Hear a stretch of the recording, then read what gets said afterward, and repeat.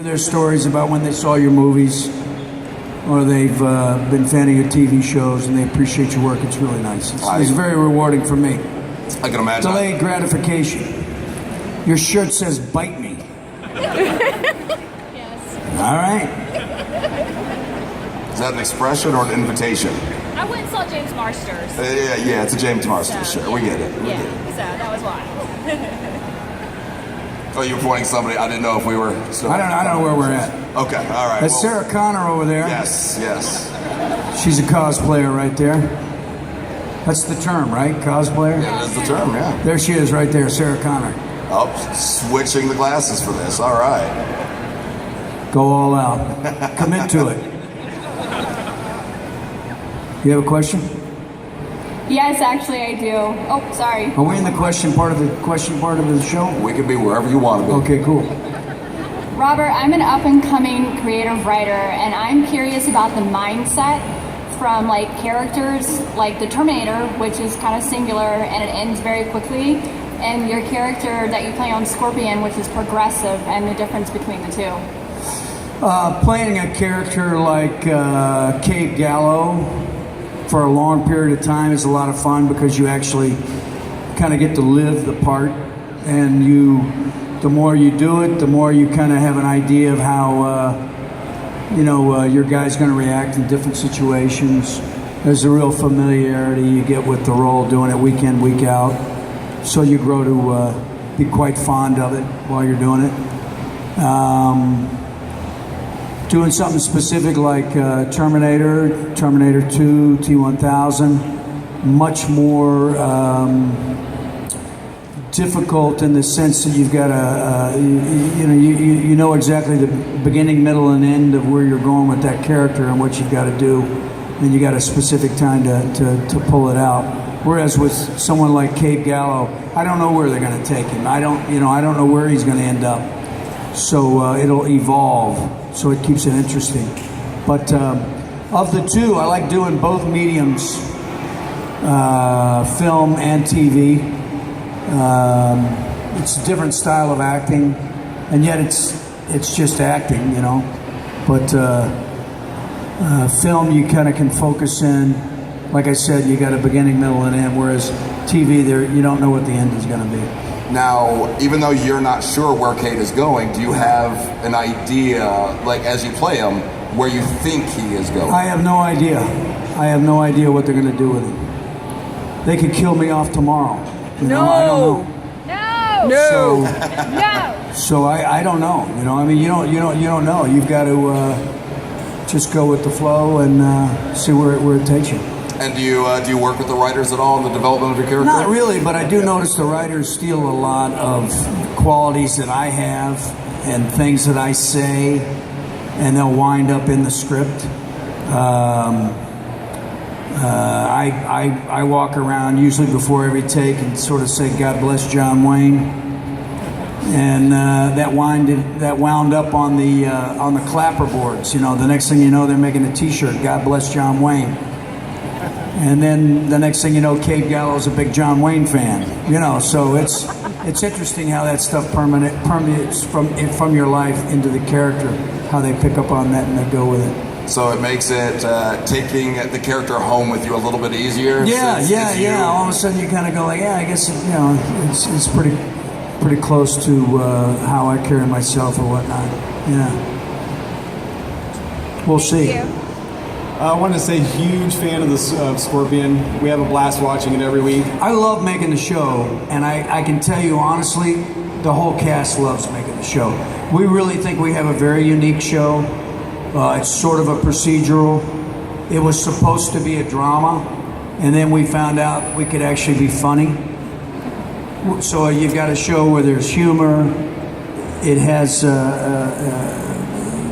it's moments of being very profound and a lot of emotion, and we've got this procedural aspect of how we're going to solve whatever the problem is, and all those elements keep it really nice. Plus the fact that it's about $3.5 million per episode. That's the budget, and we shoot it in 8 days, so that gives it all its own sort of challenges that come with it. But that's it's a lot of entertainment, you know, for your for a weekly hour drama. One thing that I like the most about the show is kind of the weird interaction of the doctors and the scientists and how they're awkward and like you're the big tough guy on the show. And Yeah. is it a real conscious effort to like, okay, how would I interact with these people that don't really know how to interact with someone? Yeah, that's been the interesting thing for me. It's such an intriguing character, and yet it's right in my wheelhouse because I've played an FBI agent before and a military guy before, and all these are aspects of this character.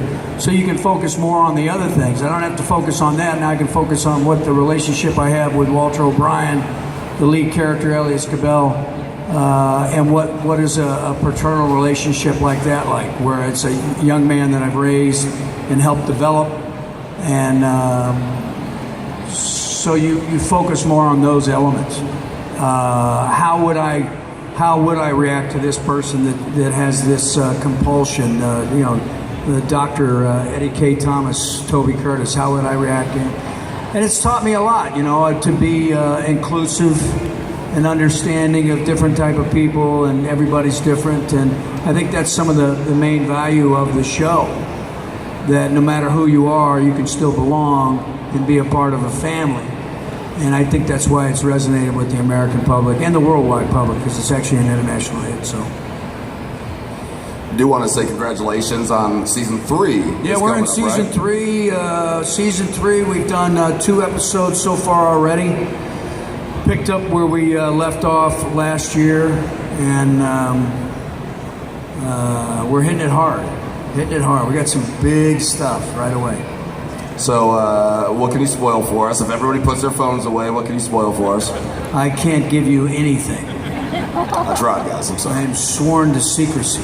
I imagine every production is so tight-lipped nowadays because the internet's so easy for one little slip-up to spoil an entire season, maybe. Yeah, I mean, there's you know, it's hard to keep a secret. Like you said, there's so much information available out there. So there's really nothing I can tell you. Had to try. Except we're all there. There you go. Hi.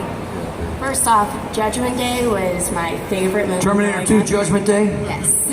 For all you Terminator 2 Judgment Day people in this convention, the movie is going to be re-released theatrically in the United States in the first quarter of 2017, totally redone in a 3D format that was has been, Jim Cameron oversaw the whole thing, and a Chinese company that's really good at doing that evidently is involved with it.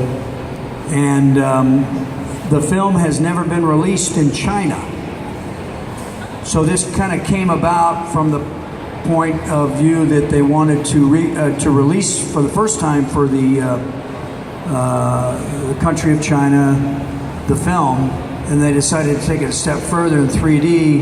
And from what I understand, they liked it so much the way it's going that they said, you know what, we could reintroduce this again in the United States and introduce it to a whole new group, generation of fans. And I think the movie will hold up, because I think it still holds up today. So, and you had a question. Well, I just think that all of the visual effects that James Cameron did in that movie were so innovative. Like, I've just always been interested in a lot of the different things that he did. What was your favorite thing, or the thing that you think of the most when you think of that movie? Like something innovative that at that time? Well, I'll tell you, I mean, there's so many things that were really amazing. Being a part of that, such a wonderful film. And I recently did an interview for the re-release, specifically talking about that 25 years down the road. I can tell you that Jim Cameron is an amazing filmmaker, and he is creatively confident, where he will take ideas from other people if they're good ideas, and he'll utilize them. And I think that's a real sign of how secure he is in his own talents, that he's willing to listen to other people.